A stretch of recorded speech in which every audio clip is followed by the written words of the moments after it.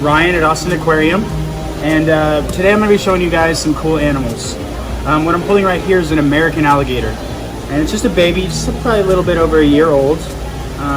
These guys are common in the US. They are found in Louisiana, Mississippi, Florida, and even parts of Texas. Now, there you go. Here you go, little one. It's okay. You can come back.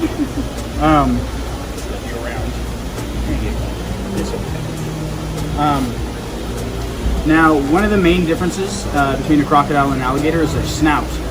So when you look at his, it's real rounded on the end. It's round right around the edge of it, and a crocodile has more of a pointy snout. Now, when it comes to teeth, you don't see many of his teeth popping out. You might see that top row a little bit. With a crocodile, you're going to see a lot more teeth exposed. Look at that. Isn't he beautiful? This is Alistair. Now these guys get really big. This is just a baby. They grow about a foot a year, and they can reach about 12 feet, maybe 1,000 pounds.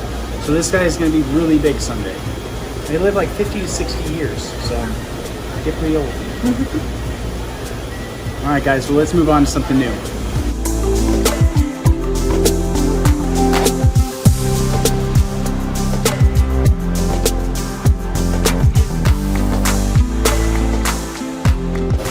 Hello. Okay, so we're in that same first room with the alligators, and over here we have some fish that are native to South America. So there's really big rivers down there. You guys know about the Amazon River. That thing is massive, and it has a whole bunch of life in there. Now these guys, these big ones, these big gray ones that are kind of rounded, they're called Amazon pacu, and pacu are related to piranhas. Now these guys don't have the same kind of teeth that are real sharp for eating meat, but they can eat meat. These guys are omnivores though, so they eat seeds, berries, fruit, anything that falls from the trees and falls into the water, they love to eat it. Now one of the main differences in their teeth is that their teeth are more like our teeth. Like if they were to bite something, it would look like a person bit it. Pretty crazy. Now we've also got some pretty cool, one guy over here, this is an alligator gar. Now this guy, look at that face, it almost has that alligator snout shape to it with those teeth. These guys can bite really hard, and they get really big, like 6 to 8 feet long. You can imagine a giant fish like that that looks like an alligator. It'd be pretty startling if you came across it in the water. All right, so follow me this way.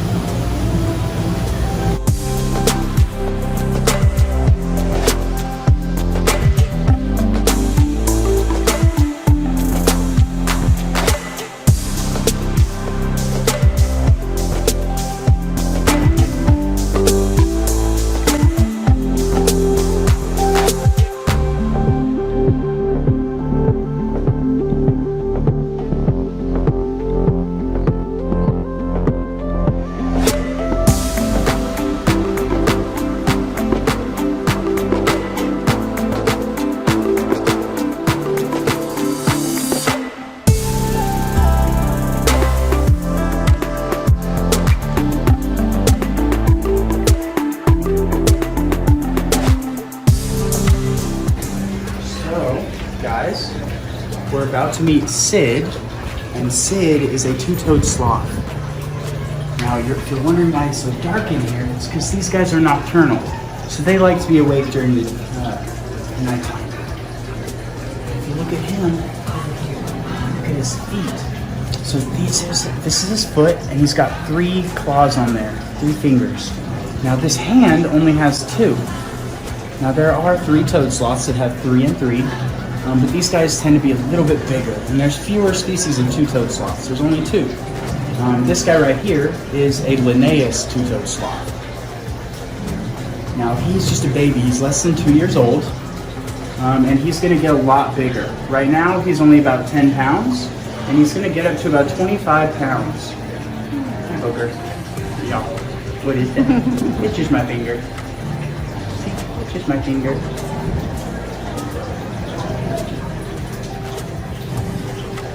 Now, did you guys know that sloths only go to the bathroom once a week?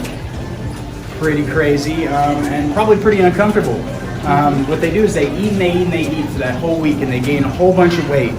And their stomach is really complex. It's a divided stomach. It has multiple chambers for breaking down as much food as possible. So he will eat, and for the whole week gain weight, and then at the end of the week, he'll lose about 25% of his body weight. So that's like if I lost like 35 pounds every time I went to the bathroom. That'd be pretty wild. Yeah. Well, awesome. One more good look at him.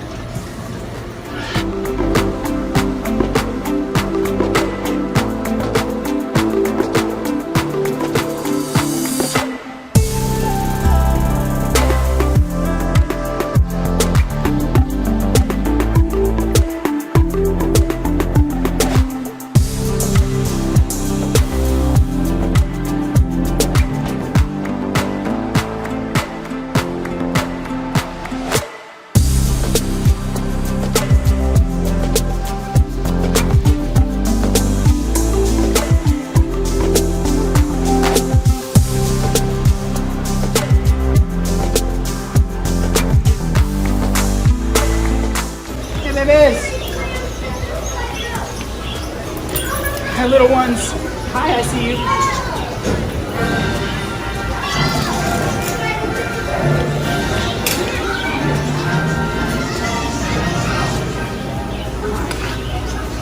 So, hi. So we came on over to another mammal exhibit, and this is the otters. So these guys are Asian small-clawed otters. They're the smallest species of otter, and they live in Asia. Now, if you look at their little hands, you can see why they're called small claw. They got little tiny, tiny fingernails. Oh, look at down here. Look at this. Oh.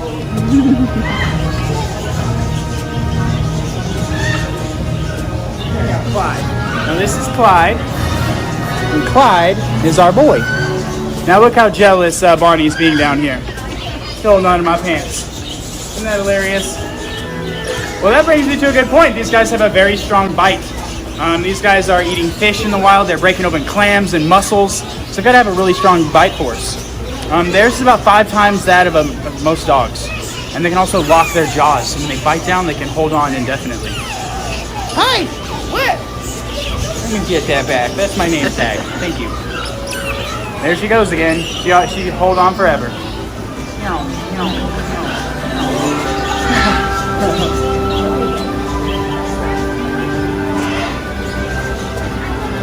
These guys are really good at hunting underwater.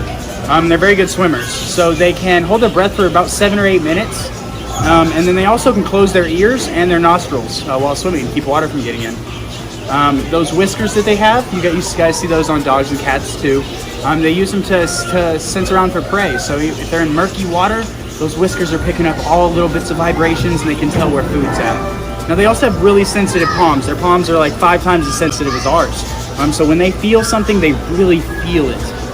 You'll see them constantly searching between the rocks and little hollows, and they won't even be looking where they're searching. They're just putting their hands in there.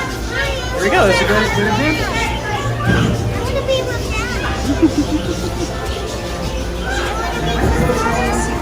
And their names are Bonnie and Clyde, and they're only about 14 months old.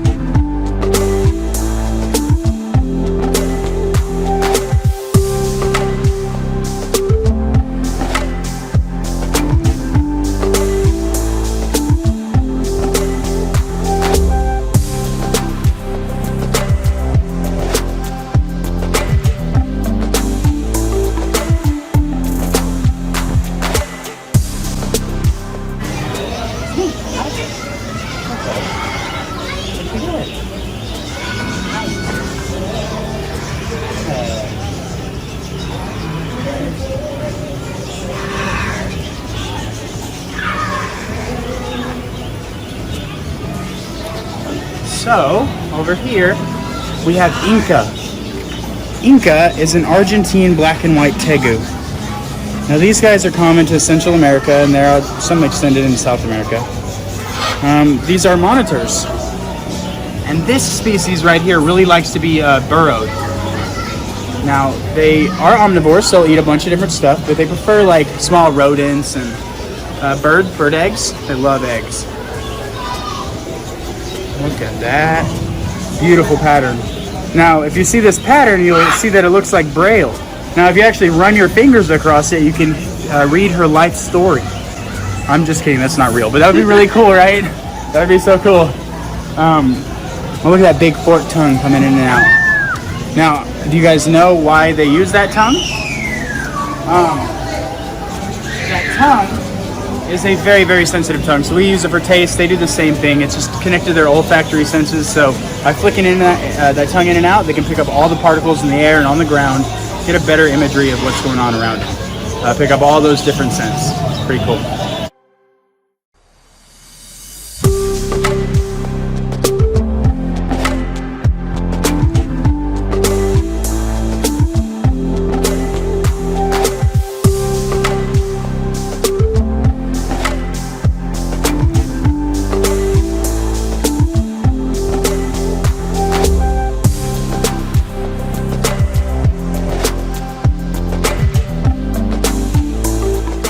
Guys, look what I have right here.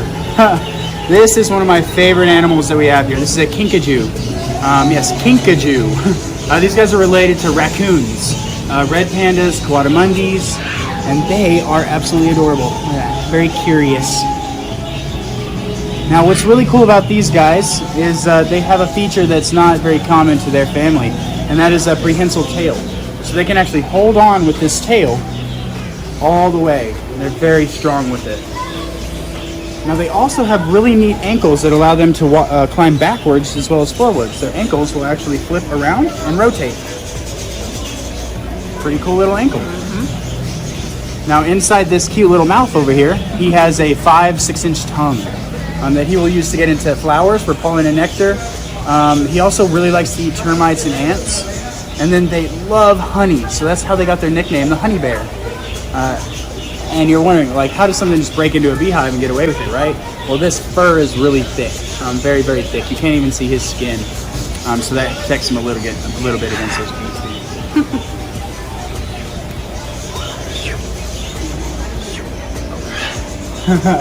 And off he goes.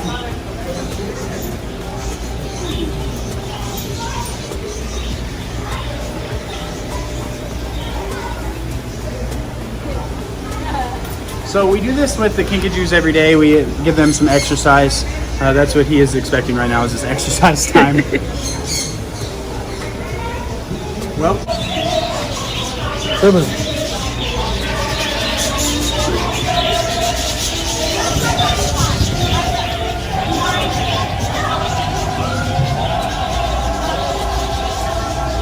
boo. Guys, look at this big guy right here. This is Spartacus. And Spartacus is an African sulcata tortoise. Now these guys get pretty big and they live over 100 years. Now right now he is only 18, maybe 19, and he weighs about 85 pounds. Now they usually quit growing in between like 15 and 25, so he still has a little bit of room to grow. Now these shells are fused to their spine. This is part of their body. They don't just live inside of them. And the shell is made out of the same stuff your fingernail is made out of. It's keratin. And it continuously grows through them his whole life. Now, one of the big differences between a tortoise and a turtle is going to be, well, size is going to be a big one. They also have completely different arms. So if you look at their limbs, the turtles are going to be a lot lighter, more slick, and they have webbed feet. Now, when you look at these tortoises, they are just built with armor on the outside. Very tough, claws on the end. They're meant to just walk in that desert terrain. These turtles over here, they're made for swimming. But that doesn't mean that a tortoise can't swim. These tortoises, they have air pockets in between their body and their shell in small places that make them buoyant. So even if this big guy gets in the water, he's going to float a little bit. The only exception to that is if a female has eggs inside of her, then she'll sink.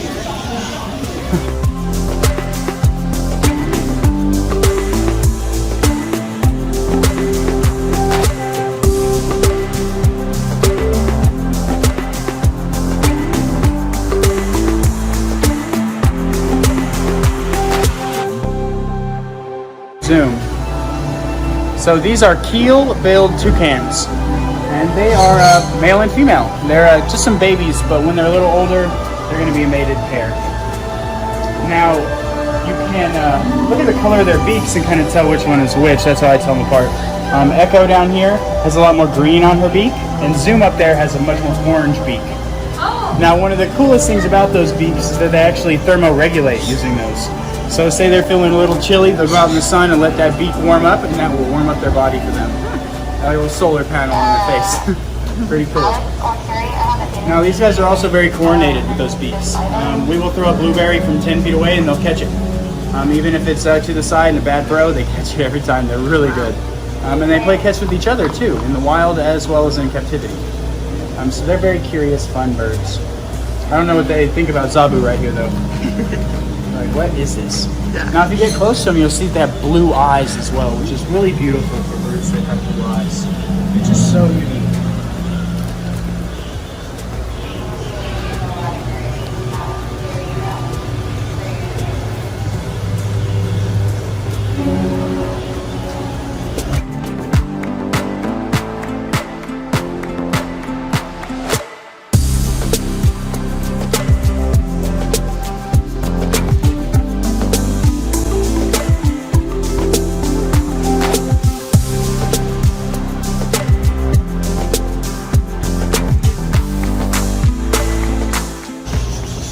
So this is probably one of my favorites right here. This is Buttercup, and Buttercup is an albino Burmese python.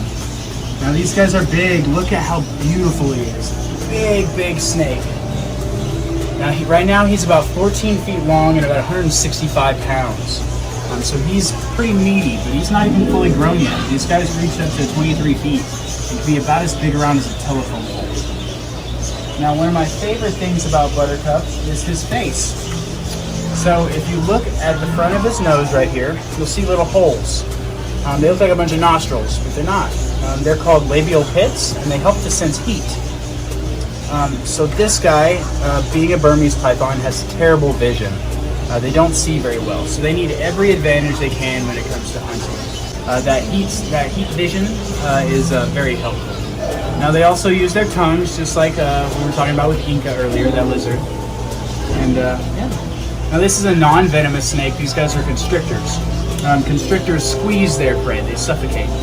Now, so their teeth are a little bit different than, like, say, a rattlesnake's teeth. His teeth are little curved, hooked teeth that help hold on to prey as they resist fighting, dig a little deeper. And he's got 6 rows of those teeth. So he has 2 rows on the bottom, 1 row right here, 1 row right here, top, and then he has 2 on the roof of his mouth.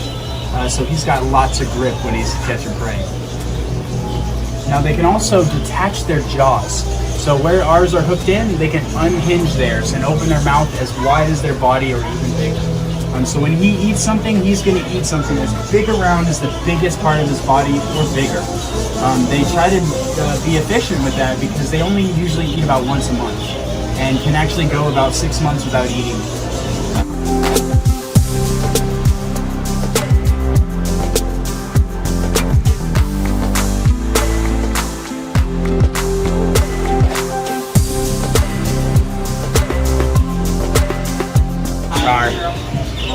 Let's go in here. Come here, Sam. What are you doing? Hi, Sam. Hi. Can you say hello? Hi. Good job. There you go. So this is Sammy. Sammy is about 6 years old, and he's a Catalina macaw. A Catalina is this orange and green colored. It's a blend of the blue and gold and the scarlet. Usually don't see these in the wild. Sammy. Can I get a kiss? Thank you. Now, Sam, can you wave? Can you wave? There you go. Can we see both your wings? Good boy. Good job. Now, these guys are very smart. They have about 2 or 3 year old human intelligence. That's for their whole life. They live like 60 plus years. So if you get these as a pet, you have to be pretty used to having a 3-year-old mindset in your life for about 60 years. So a lot of dedication. Can you howl? Woo! Good job. Hey Sammy, can you say rawr? Yeah. Good job. Can you swing? Can you swing? Woo! Good boy. Let him go. Can you play peekaboo? Peekaboo. Good boy. Good job, Sammy. Let's get a little better look at him in the light. See those beautiful feathers. There we go. Look at that beautiful orange, green. Sammy, can you see your wings? him all the way. Good job. Look at those beautiful wings, Sammy. Good boy. Long tail feathers.